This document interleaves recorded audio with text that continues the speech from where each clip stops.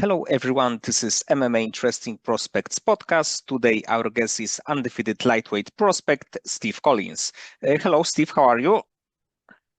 Good. How about you, man? I'm good. And to be honest, Steve, I was like really interested in your last fight against Kelton Sneve because it's like not only a battle of prospects because it was a 3-0 against 3-0, but also I think that like watching your previous fights that both of you can be like the UFC fighters in the future. So I think that it was a really interesting fight, and you won it. So if you can tell me, how did you feel after this bout, and after like the fight was ended, did you know that you will be the winner of this? Um, so I tried to end the rounds with like a takedown. I kind of did that. I ended each round with takedown. So like when I ended the third round, when I got out of the choke and I had the on the feet exchanges, and I got that semi takedown at the end of the third, like I kind of felt it like yeah, I won. Like feel like I won. After they said I won, like after the fight, after we finished, after the bell rang for the last round, like I feel like a high, like adrenaline, like high. Like I was like bro, like I didn't smoke nothing. I'm high, like I feel so good, and I feel like on top of the world. And then when I heard them say my name, it just felt great. It felt like camp was all worth it. Like everything was worth it. And I kind of the announcer, he kind of snuck in, like he said Scuba Sneve. If you pay attention, he said Scuba Sneve. And like I noticed it after. I'm like, bro, did he try to like joke? Because I seen him in the back. He walked off and smiled. I'm like, did he think he won? Like, but yeah, I felt good after the win though. And about the like third round, because he got you in the I think that quite a deep choke, but if you can tell me more about it, how deep was that, and what did you feel in that moment? So at first I was like, I'm finished. I'm like, I'm done. I'm cooked. But I calmed down and I was like, hold on, something don't feel right. And it didn't feel tight like right here. And his hand wasn't on his bicep. So like when I felt that, I felt him like he was just holding it that tight. But I'm like, I'm stronger, bro. Like just gonna break. So I just got to tuck in my chin and pulled his arm. And once I put it over my head and I turned into him, it was over, bro. I knew like I had to once we get on the feet, like I'm throwing hands, bro. Like, I'm hunting. But probably this was a quite good thing for your like confidence, because like from the fans perspective, it was like it looked like it can be finished. So if you can deal with this kind of situation, this kind of problem, it means that you probably will deal in the same results with a lot of other problems in your fights. Yeah. I feel like with me fighting competition and not fighting tomato cans, I'm going to be ready when I get to the big leagues, and I'm going to be way ahead of these other guys that's in my division or around the world because I don't take like I take the tough fights, and I've been doing it ever since I started fighting. And I never been afraid of a fight. I never said no to a fight. Like it's been fights that didn't happen because my coach was like, nah, you don't need to fight them guys right now because you can fight them type of guys when you're making a little bit more money, you know? So like I never really said no to a fight. So And actually, in your pro career, you beat two undefeated prospects who were like 3-0, including Kelton. And you also beat two fighters who made their debut in your fights, but one of them was like 4-0 as the amateur, and the other one was also an experienced amateur. So actually, for you have four very good wins. yeah. I was looking at it after my fight.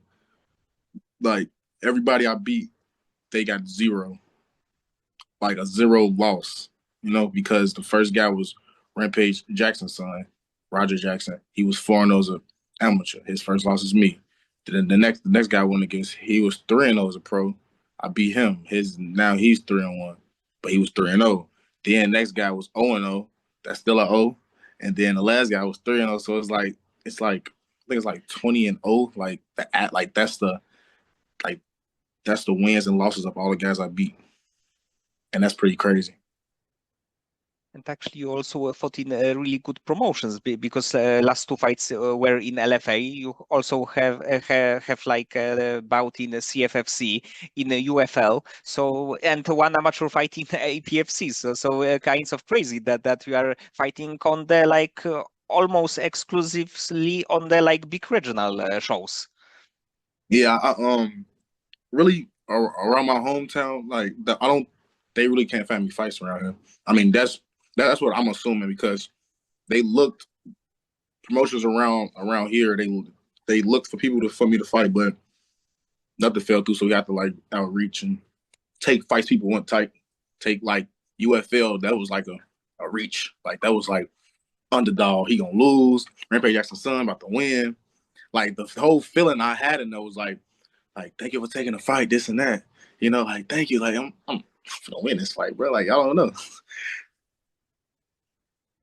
And when I was watching your fights, I see that you are like very good, like in every area. You are really skilled, and you are good like on the technical level. So if you can tell me, when did you start like overall MMA training? So I started overall MMA training in 2019. I've been wrestling since like 2015. Played football all my life. One of my old coaches, he came back when I was a senior, and it was just around the time like me going to conference, stuff like that, me going to regionals. So he was like, well, no, it was before that. It was like when the season just started. He came back, and I was like messing him up, you know. And he was doing MMA at the time. I knew it, but I didn't like ask too much about it until he did some jiu-jitsu shit. He did some jiu-jitsu shit in the wrestling room. When I took him down, that he still do to this day. He jumped the gilly. Like I you know, for wrestlers, we take down right to the ground, head into the hip, you know. But you know, he doing jiu-jitsu, so he choking me. I'm like, and I tap out, I'm like, bro, what the fuck is that? He was like, it's jiu-jitsu. I'm like, oh, you have been on me. So then he told me like after the season, I'll bring you. So after the season ended, the 2019 year, I was going, getting my ass beat, and then slowly, I started to beat ass. You know? And then I just got the confidence to take a fight. And right now, how do you feel about like your grappling, but more of the like jiu-jitsu, the like finishing maneuvers, let's say? I feel like I could finish some submissions. I just don't have the confidence in the green. I finish submissions at practice, not as fluent as others, but I'm really a position type of guy. Like I maintain great position so I can throw punches because like in practice, I get in good position, I hold it, and then I'll move to half, I'll move to side control, I'll go to full mount, I'll hold them, I'll put them in an arm triangle. Arm triangle is one of my most, damn, I'm telling people my favorite submission, but I don't give a fuck because I probably don't use it. I might, but arm triangle is like my most fluent submission. Like it's just come to me naturally. I give myself like I don't have no. I'm not striped on my belt or like a blue belt, but I will consider myself a blue belt because I have tapped out my sensei before, but we do no gi. Like we stopped wearing the gi because guys just wouldn't wear the gi. So yeah. Yes, but of course, like grappling in MMA and like BJJ are like two different things because in MMA you can beat your opponent and then go for like either like choke or the armbar. But of course, in like pure BJJ competition, it wouldn't be allowed because it's like no punches there. So you can be like blue belt in like BJJ, but in MMA you can be like brown or even black belt. Right, yeah. And I one of those guys that had pretty good grappling, so to say. Like that guy Brendan McKissick, he finished like 2 or 3 people with a rear naked choke, and he got my back. And I got first I got scared, but then I was like, he ain't doing like it's nothing. I turned out, put his arm over, turned right in, got up. I was like, man, I'm not scared because I put myself in bad positions in practice. You know, I'm going against Jose Perez, Bo Samaniego, Luis Unsueta, like you know, guys that's good at jiu-jitsu, and they getting me in them bad positions, and I'm working my way out of it. Sometimes I get tapped, sometimes I don't. But that's why I do it in practice. So when I get in a fight, I know what to do. Yes, I think that you can tap in the training room a lot, and it probably will help you because in the end, in the fight, even in your last fight, it probably you probably could tap, and because of your experience from your like training room, your gym, you didn't, and you won a really big fight. Mm-hmm. And you have a like nickname, Scuba Steve. And if you can tell me what is like the story behind it? I was in the gym one day, and it was like summertime. We got the garage open, like, 'cause, the gym got like a little garage door. So we opened the garage door. It was real hot. It was like 100 degrees in there probably, and it was like a real sweaty grappling day, like a Monday or a Wednesday or something like that. And this guy named Skyler that trained at the gym, he fought professionally also. I got up and I was like dripping, and I had like won that round against that person. I don't know who I was going against, and I was walking, and he just said "Scuba Steve," and then everybody looked. And I was like, "Yeah, that's the one right there." And everybody started saying it, so it just stuck. It just stuck after that. But it comes from the movie Big Daddy with Adam Sandler. Because the kid, you know the movie Big Daddy? No. To be honest, I think I don't.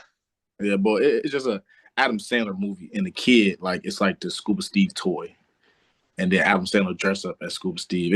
It's you gotta watch the movie. It's called Big Daddy. It's very funny. It's like funny as fuck. Yes, I will definitely check it out. And about your like plans for the future, because I think that right now you are in a really good position. You are 4-0. You give like great fights. So what is like the plan for you for let's say this year? Do you have a like contract with LFA, or will you try to go to the other promotion? I just take any fights that come. Honestly, I'm not specifically signed to no one. I just, they one fight deals, because I don't want to be signed to one promotion, and then it's like I'm stuck on their shows, and they're not putting on enough shows for me for how active I want to be, you know. But of course, when you get to the big leagues, UFC, you sign to them. But it's I'm just taking fights as they come. I'm not signed to no league, but we looking forward to LFA in April. So yeah, contract ain't came yet, but that's what we working on. And in the perfect world, because you fought in January, in this year, like how many, 3 or 4 fights would you like to have? Mm, April. I want to get 4, probably. Because Possibly 5 if I can make it work, but 4. Yeah. because right now we are 4, and also like with the even like 4 additional wins, you would be 8-0 in lightweight division, and like it's like a great weight class with a lot of talents. So you probably would be on the like short list of the guys that should be in the UFC. Yeah.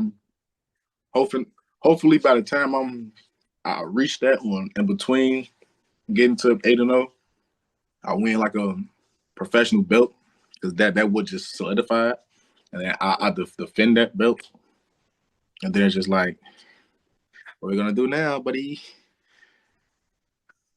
And about your weight, because right now the like two best chances to get to the UFC are either by contender series or like the short notice fight. So about your weight, how quickly can you make a lightweight weight limit? I can make 155 in 2 weeks if I had to. It would suck ass. I could do it in a week, but it would suck ass. Oh, I would need somebody like here with me. Like I would, like not just my girl. I would probably have one of my guys, like one of my teammates, like, bro, just you know, bring your game, bro. Could just play the game, bro. Just make sure I don't eat nothing and drink nothing I ain't supposed to.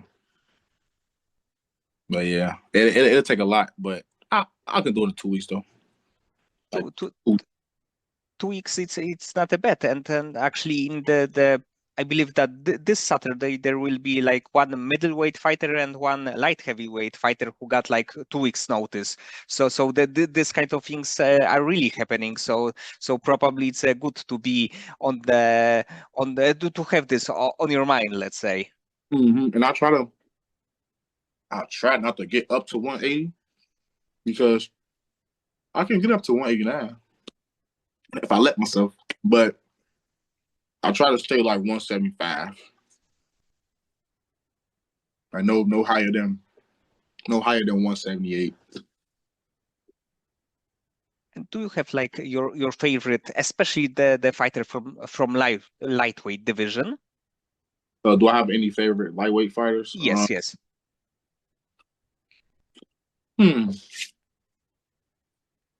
Like all time? Yes, yes. All time favorite lightweight.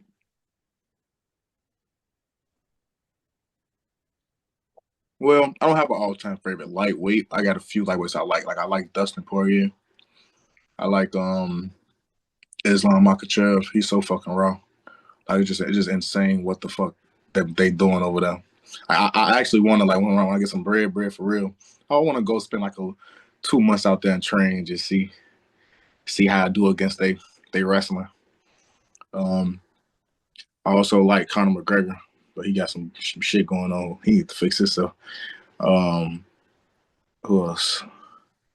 But like all time though, bro. I like GSP, John Jones. Rampage Jackson was actually one of my favorites. So when I got to fight his son, I was like, oh shit. Oh fuck. I'm finna fight Rampage Jackson's son.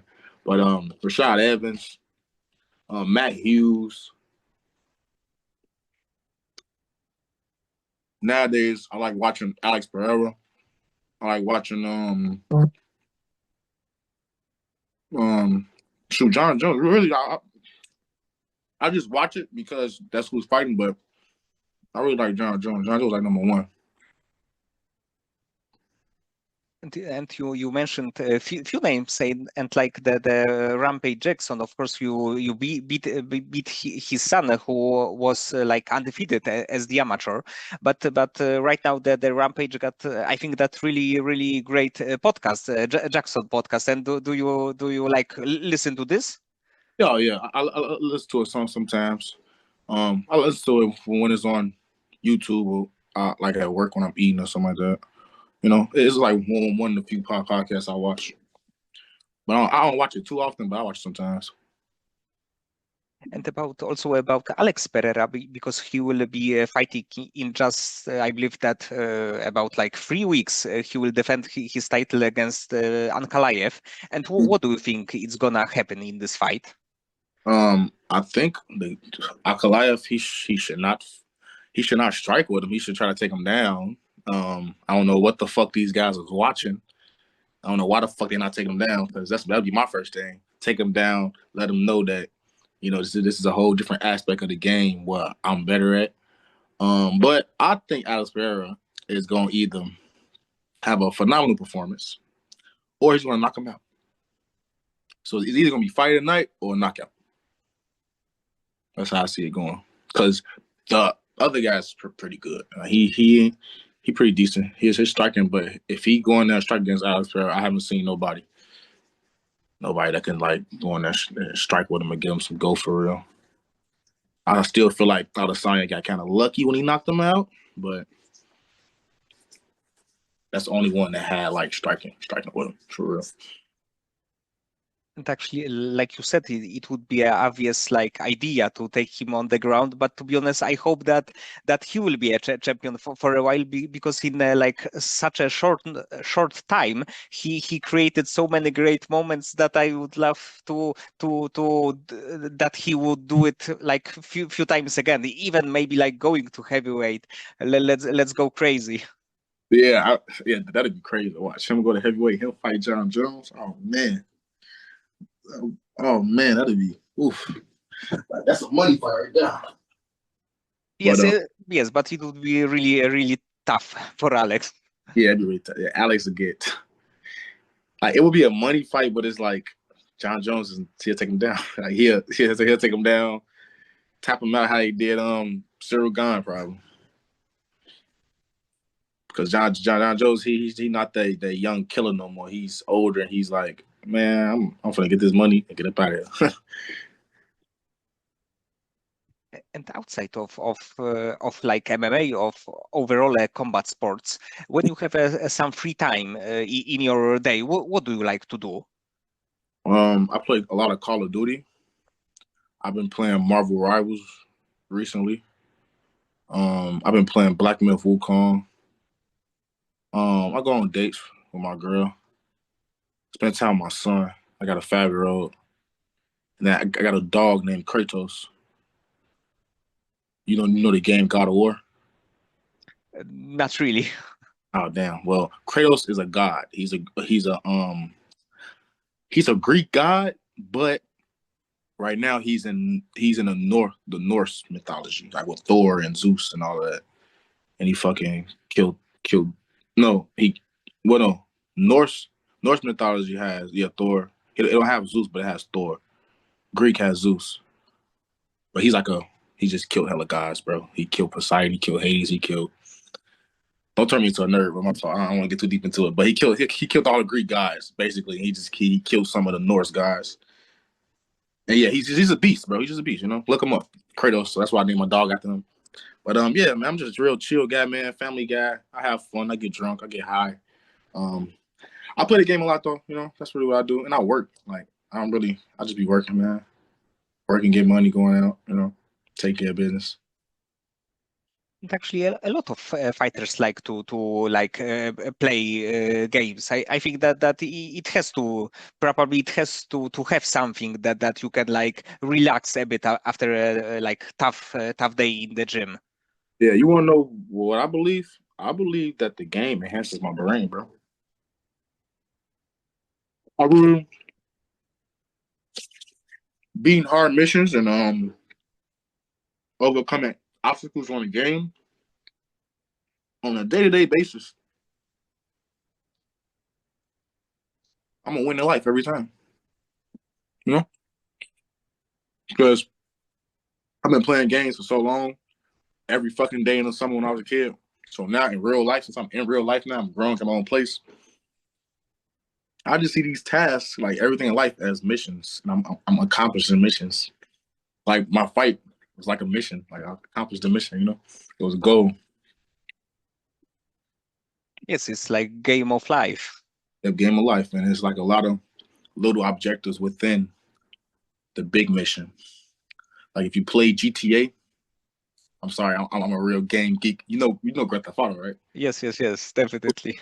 You play Grand Theft Auto 5, right? It's been out for 100 years. Yes. All right, so you know how they got the missions for the heist.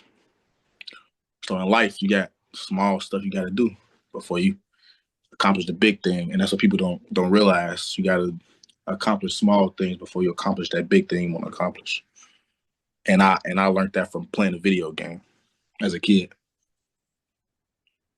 So your next fight, it also would be like the game, right? Like you have this steps to your main goal, and you probably seeing your record, you probably accomplish also this. You will win this game too. Yes, I will win this game. I will beat this game. It might be some downloaded content that come with this game, but yeah, I'm a overcome whatever obstacle get in my way because I'm just very strong minded and I'm very confident in myself and I work hard. So I really don't feel like nobody can beat me out there. You know, so and if I do get beat, hey, I just ran out of time, bro. You know? That's all. I just ran out of time. I ain't lose. Okay, Steve. So many thanks for the conversation. I hope that you will add few wins this year, and maybe next year you will get either like contender series shot or maybe like you go straight to the UFC. Yeah, I'm hoping. I'm hoping for it too. I appreciate it. Right now I feel like I'll spend another year on the region level, just sharpening my tools. I feel like I need couple of finishes to go along with them becoming 8-0. I feel like with the finishes, the UFC or PFL or whoever looking will be like, okay, I'm trying to get to that 50% finish rate. So then they see that, they see my record, and they see who I fought, see their record. It's like, bruh, what we doing here, So 3 finishes in the next 4 fights, it would be perfect. It would be very perfect. Very, very perfect. Yeah.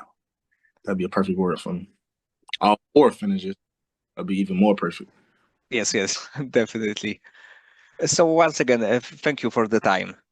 No problem, man. Thank you for having me.